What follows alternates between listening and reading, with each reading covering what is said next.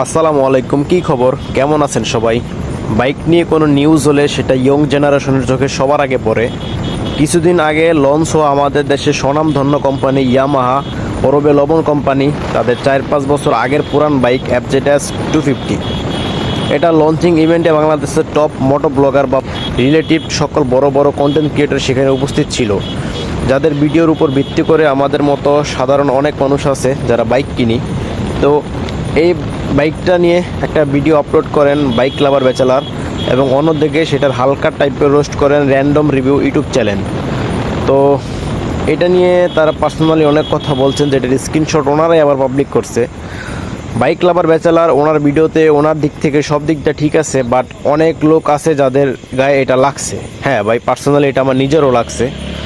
কালকে উনি ওনার চ্যানেলে যে ভিডিওটা আপলোড করছে সেটাতে বোঝা যাইতেছে উনি অনেক বড় একটা ব্যক্তি, ওনার অনেক হ্যাডাম সাধারণ পাবলিকের কোনো দরকার নাই।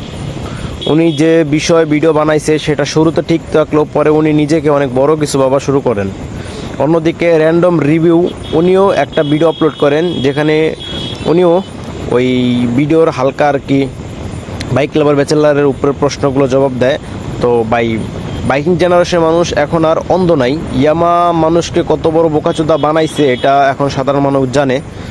সকল বড় বড় ইউটিউবাররা আছে যাদের উচিত এসব নিয়ে কথা বলা, যাদের উচিত আমাদের দেশের কথা চিন্তা করে, আমাদের ভালোর কথা চিন্তা করে ভিডিও করা। এমনি বাস দিব সে কাজে উঠে পড়ে লেগে থাকে ওই লবণ কোম্পানির দালালি করে। ভাই, লবণ আর কত খাবা?